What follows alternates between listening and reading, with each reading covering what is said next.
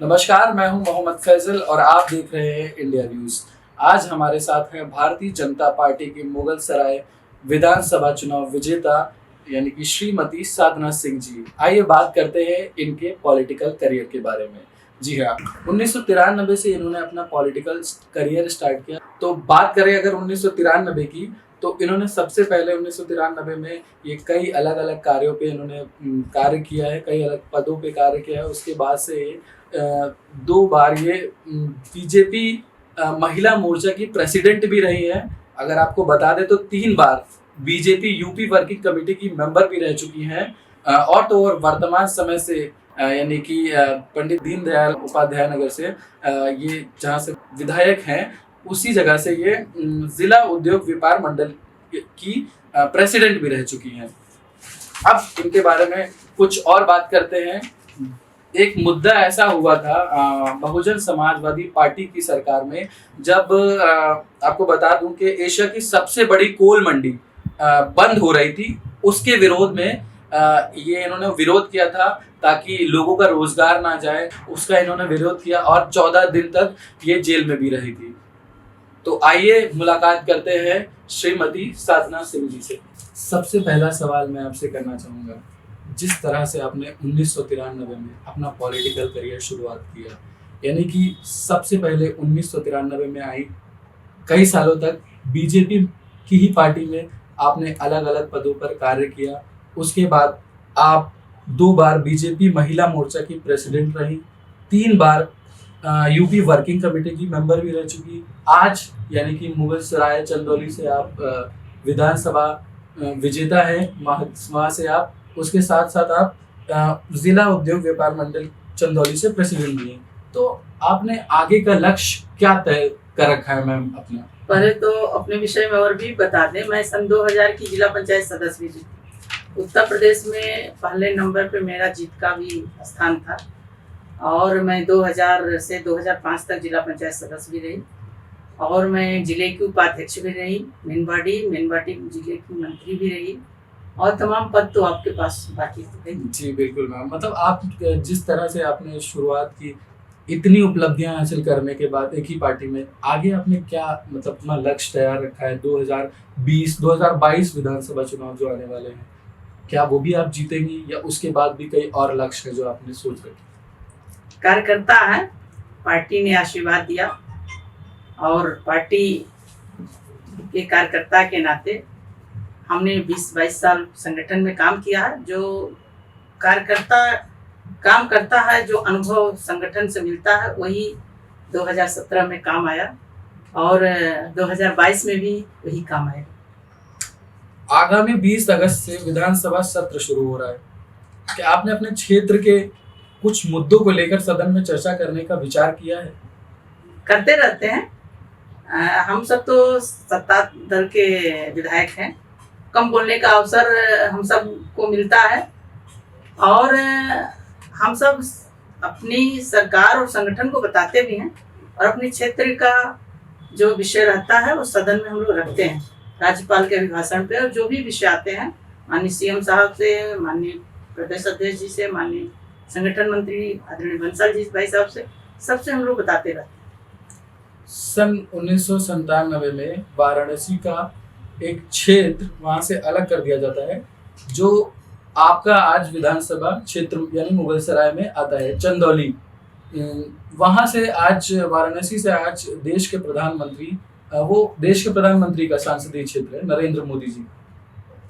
आपको लगता है कि वो क्षेत्र अगर आज वाराणसी में होता तो ज्यादा शिक्षा और सारी चीजों पर जोर दिया जाता है, या आपका ही क्षेत्र पे आपने जोर दिया है शिक्षा और विकास पर? पहले तो मैं एक परिचय बता दूं। मेरे मुगल सराय विधानसभा का नाम पंडित दीनदयाल उपाध्याय नाम से, मैं पहली एमएलए हूं जो मेरे कार्यकाल में मेरे विधानसभा का नाम पंडित दीनदयाल उपाध्याय जी रखा गया है। और कभी आप आइए, हम अपने क्षेत्र में जो मेरे विधानसभा जहां से स्टार्ट होता है, पड़ाव जिसको कहते हैं, वहाँ पे हम पंडित दीनदयाल उपाध्याय जी के पूरी जीवन का परिचय चरित्र आपको दिखाएंगे। अंत्योदय का पूरा आपको दृश्य दिखाई देगा जो दीनदयाल उपाध्याय जी कहते थे कि मेरा लक्ष्य तभी पूर्ण होगा जब समाज का अंतिम पंक्ति पे बैठा हुआ व्यक्ति के तन पे कपड़ा हो, सर पे छत हो, पेट में भोजन हो और शिक्षा हो, तभी हम संपूर्ण भारत को मानेंगे।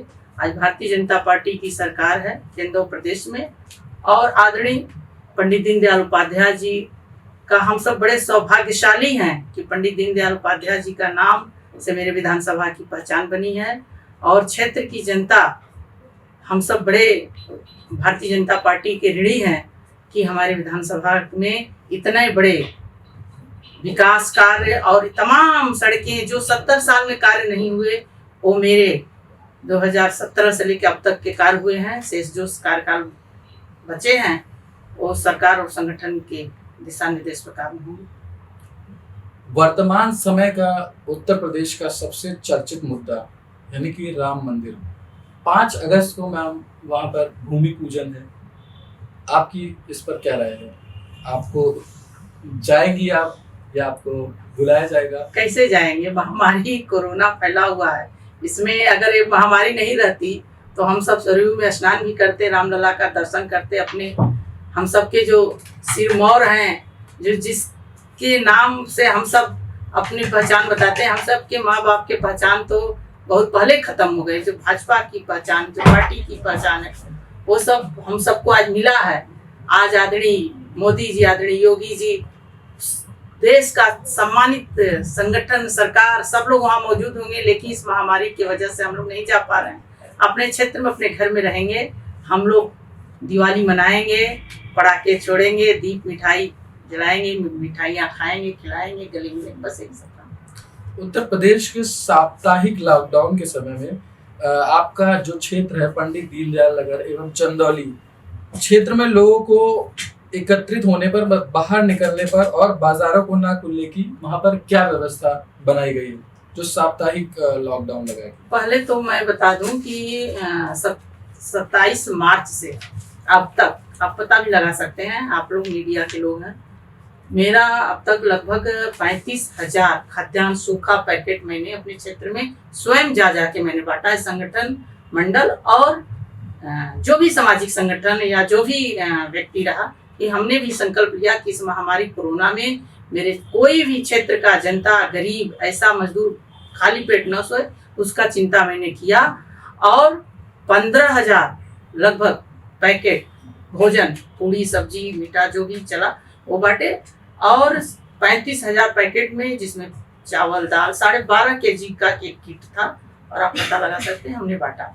और जो हमारा NH पे पड़ता, हाईवे पे, और जो हमारे क्षेत्र से प्रवासी गुजर रहा था पैदल, हम सब उसके लिए दवा, जलपान, पैकेट, चप्पल, जो भी देना रहा, कपड़ा, गमछा, महिलाएं जा रही थी, साड़ी उड़ी फट गया तो वो सब हम सब ने बढ़ चढ़ के हिस्सा लिया, क्योंकि ये देश सबका है और आज देश पे इतनी बड़ी विपत्ति आई हुई है तो हम सब मिल बैठ के काम करें। प्रवासी मजदूरों की बात की मैडम आपने, जब देश में संपूर्ण लॉकडाउन था, जिले के प्रवासी मजदूर अलग अलग जगहों से अपनी काम धाम छोड़ के अपने गांव में आ रहे थे, तो उनको मनरेगा के तहत काम मिला था ना? हाँ, हम सबके क्षेत्र में तमाम प्रवासी मजदूरों को मनरेगा के तहत काम भी मिला और हम सब फुटपाथ और सब्जी, फल व्यवसायी, चाय, पान, जो भी फुटपाथ पे व्यापार करने वाले थे, हम सब ने जिलाधिकारी से बात करके और सूची बनवा के हम सब भिजवाए भी और 1,000 रुपया उनको मिला। फिर उज्ज्वला में गैस का मिला, नवंबर तक आपको खाद्यान्न निःशुल्क मिल रहा है। गरीबों को तमाम सरकार योजना चला रही है और चढ़ बढ़ के हम सब हिस्सा अपने क्षेत्र में जनता के लिए ले रहे हैं। एक कदम स्वच्छता की ओर, ये जो मिशन है आपके क्षेत्र में यानी कि पंडित दीनदयाल नगर और चंदौली में, किस प्रकार से इसको पूरा किया जा रहा है? स्वच्छता पे तो हमारी सरकार बहुत ही अमल करती है, हम सब अमल करते हैं, विशेष ध्यान देते हैं। हमारे क्षेत्र में एक नगर पालिका, एक नगर पंचायत है मेरे विधानसभा में। ईओ से बात करते हैं, कर्मचारियों से बात करते हैं, तमाम कुछ अधिकारियों से बात करते हैं और स्वच्छता पे विशेष ध्यान देते हैं। बरसात का महीना है, DPRO से बात करते हैं, गांव में सफाई कर्मियों को लगा के नाली साफ हो, रोड साफ हो, नगरों में, वार्ड में हम दिन प्रतिदिन चलते रहते हैं।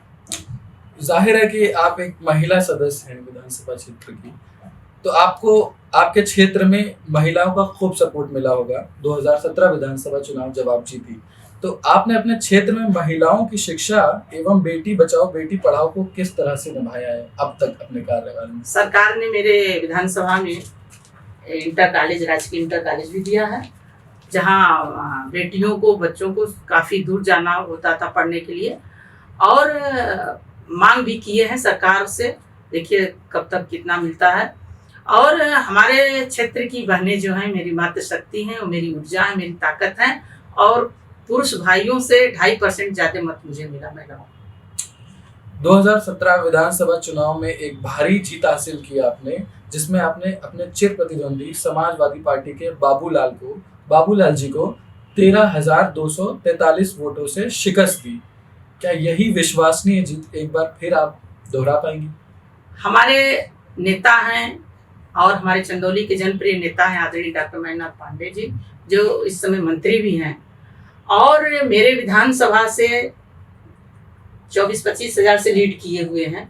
और हमें तो नहीं लगता कि हम 13-14 हज़ार से जीतेंगे। हम तो लक्ष्य मान के चल रहे हैं कि जनता में जो मेरी उपलब्धि, जो काम है, जो काम बोलता है, काम दिखाई दिया। जनता कह रही है कि 70 साल में जो काम नहीं हुआ वो काम अब दिखाई दे रहा है, चाहे रोड हो, चाहे पुल हो, चाहे ड्रेन की सफाई हो, चाहे नाला हो, चाहे बिजली हो, ट्रांसफार्मर हो, जो भी व्यवस्था मेरे क्षेत्र में है, शिक्षा से लेकर सब कुछ, इस हिसाब से विधायक जिस रूप से काम कर रही हैं, तो 50+ आना चाहिए, तभी हम मानेंगे कि हम क्षेत्र की जनता के लिए सरल हैं। और मैं मोबाइल स्वयं उठाती हूँ, अपना काम स्वयं करती हूँ। आज तक ये नहीं कि मैं प्रतिनिधि बना के किसी को चलती हूँ, नहीं, मैं स्वयं कार्य करता हूँ, मैं स्वयं जनता की प्रतिनिधि हूँ। तो मैं प्रतिनिधि पे प्रतिनिधि नहीं रखी हूँ, मैं स्वयं निर्णय लेती हूँ, स्वयं काम करती हूँ। इस नाते जनता मेरी आदरणीय, वंदनीय, पूजनीय है, और जनता का हर बात सर माथे रखती हूँ, और तत्काल जो जितना मुझसे हो सकता है मैं जनता के लिए सुलभ हूँ, और तुरंत उनके काम को सुन के उच्च अधिकारी, जिस विभाग के अधिकारी से रहता मैं बात करती हूँ, और काम कराने का भरपूर प्रयास करती हूँ। आपके कार्यकाल से पहले आपके विधानसभा क्षेत्र के क्या हालात थे, और आज यानी कि लगभग पूरे 2.5 से 3 साल हो जाने के बाद आपके विधानसभा क्षेत्र के क्या हालात हैं? पहले तो आप सब खुद जानते हैं कि हमारी सरकार जब सत्ता में आई तो स्थिति उत्तर प्रदेश की कितनी पुअर थी कि क्षेत्र में लोग बाइक्स पे अपनी पत्नियों को बैठा के जाते थे, पत्नी नीचे पीछे गिर गई और पति आगे गया, पता चला कि ब्रेन हेमरेज हो गया, रीढ़ की हड्डी टूटी, कमर की हड्डी टूटी, तमाम इस तरह की। लेकिन जब भाजपा की सरकार आई, आदरणीय केशव भाई साहब, आदरणीय हमारे मुख्यमंत्री जी, इन लोगों ने गड्ढा मुक्ति का एक निर्णय लिया, और क्षेत्र में पहले तत्काल जितनी गड्ढाएं थी वो तो तुरंत बना, और इतना जबरदस्त PWD का काम दिखाई दे रहा है, रोड बनी हुई है कि जनता संतुष्ट है। आगामी विधानसभा चुनाव में आपने जनता के लिए किस प्रकार का लक्ष्य तैयार करके रखा है अपने विधानसभा क्षेत्र के? ये तो गोपनीय विषय है, इसको अभी नहीं बताएंगे। जीतना है 2022 में, और पार्टी की सीट बढ़ाना है, और अपने भी जीतना है, अगल बगल की विधानसभाओं को भी जिताना है। मैं उत्तर प्रदेश उद्योग व्यापार मंडल के अध्यक्ष हूँ, और मेरे जिले में 4 विधानसभाएं हैं, और 4 में 42 मंडियां जिसकी मैं अध्यक्ष हूँ। कौन पार्टी कोई हो, पहले मैं व्यापारी, ये मेरा नारा था। और चाहे खीरा बेचने वाला हो, चाहे हीरा बेचने वाला हो, व्यापारी व्यापारी होता है। इस नाते हमें अपने विधानसभा के साथ अगल बगल की विधानसभाओं को भी जिताना। जनता दरबार में लोग अलग अलग परेशानियां लेकर आते हैं मैम। कोई बाप आता है अपनी बेटी की शादी के लिए, तो कोई बेटा अपनी माँ के इलाज के लिए, तो कोई नवयुवक अपनी शिक्षा के लिए। किस तरह से आप इन सब चीज़ों को डील करते हैं? सुबह 9 बजे बैठ जाते हैं, और लगभग 11-12 बजे तक जितने लोग आते हैं मिलते हैं। और घर में अगर कहीं क्षेत्र में मान लीजिए महामारी है, नहीं निकल पा रहे हैं, कम जा रहे हैं, तो जो आता है जब भी आए, 10 बजे रात को आए, 9 बजे रात को आए, 4 बजे शाम को आए, 6 बजे, जब भी आता मैं मिलती हूँ उससे, और उसका विषय को सुनती बहुत ध्यान से। बीमारी का जो रह गया, चाहे किसी भी पार्टी धर्म मजहब का व्यक्ति, उससे नहीं, बीमारी किसी धर्म मजहब पार्टी से नहीं आती। अगर वो अपना एस्टिमेट बना के ला दिया तो मैं तुरंत लेटर पैड पे अपने जो भी है टाइप करता लड़का, उसे कहती इनका लेटर पैड तुरंत टाइप करो और मुझसे दस्तखत करो, और तुरंत उनको देते। 15 मिनट लगता है उनको बीमारी का अपना लेटर पैड देने में। और रह गई शिक्षा की बात, तो टीचर प्रिंसिपल से बात होती रहती है, डीएम से बात होती है, कमिश्नर से बात होती है, और हर विषय पे मैं बड़ी जागरूक हूँ और मैं काम की निगरानी करती हूँ। क्योंकि मैं लखनऊ तो 2 महीने 3 महीने पे आती हूँ, सदन चलता है तब आती हूँ, और अभी 3 महीने 2 महीने पे आई हूँ, 2 दिन रहूंगी चली जाऊंगी। मैं क्षेत्र में रहती हूँ क्योंकि क्षेत्र से मैं यहाँ आई हूँ लखनऊ में। इस इंटरव्यू सेशन को खत्म करते करते एक सवाल पूछना चाहूंगा मैम, मैं आपसे। आज देश के लिए जो सबसे बड़ी एक वैश्विक महामारी बनी हुई है, देश ही के लिए नहीं, एक वैश्विक महामारी बनी हुई है, कोरोना वायरस। मैं आपको बता दूं कि मैम एक आंकड़ा है जो आज का आंकड़ा है, अगर पूरे भारत में केसेस की बात करूं कोरोना की, तो 14,40,000 से ज़्यादा केस पूरे भारत में हो चुके हैं, जिसमें से 40,000 लोग अपनी जान भी गंवा चुके हैं इस वैश्विक महामारी के चलते। और अगर बात उत्तर प्रदेश की करूं तो उत्तर प्रदेश में 64,000 से ज़्यादा लोग इस कोरोना के संक्रमण में आ चुके हैं और 1400 से ज़्यादा की जान जा चुकी है। तो आप अपने क्षेत्र में लोगों को किस तरह से इससे, मतलब क्या आपने चैलेंजेस बना रखे हैं अपने क्षेत्र के लिए कोरोना से बचाने के लिए? देखिए, पहले तो जनता अब तो बहुत जागरूक हो गई। जब शुरुआत में 26 मार्च से लॉकडाउन लगा तो समझ नहीं पा रहे, लेकिन अब हर आदमी मास्क, ग्लव्स, गमछा, रुमाल बांध के चलता है नाक मुंह पे, अपने हाथ मुंह को बार बार धोता है, 2 गज की दूरी बहुत जरूरी। ये अब सारे लोग, अब तो बच्चे भी जानते हैं 2 गज है भी, आओ उतने दूर रहो, सट के बात करो, दूर से बात करो। हाथ मुंह पैर सभी लोग धोते हैं। बाहर जो निकलता है आता है तुरंत अपना बाथरूम में अपना कपड़ा धुल के अपने साफ करता है।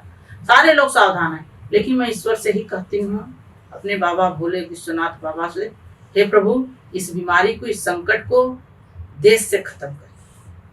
हम लोग बड़े आस्थावान कार्यकर्ता हैं पार्टी के, और पूजा पाठ धर्म कर्म वाले हैं। कहते हैं कि देश में जो महामारी आई है, इस संकट के बेला में सबको ऊर्जा शक्ति दें, इस बीमारी को खत्म करें। आशा करूंगा मैम कि 2022 में जो विधानसभा चुनाव आने वाले हैं, विधायकी चुनाव आपके, उसमें जीत आप हासिल करें। और जिस तरह से आपने कहा था कि 13,000 नहीं, इस बार 50,000 के मार्जिन से आप जीते। और मैं ये आशा करूंगा कि आप यही आपका जो सोच है उसको आप कंटिन्यू करें और वो 50,000 की जीत आप हासिल करें। बहुत बहुत धन्यवाद आपका इंडिया व्यूज से बात करने के लिए। जी नमस्कार।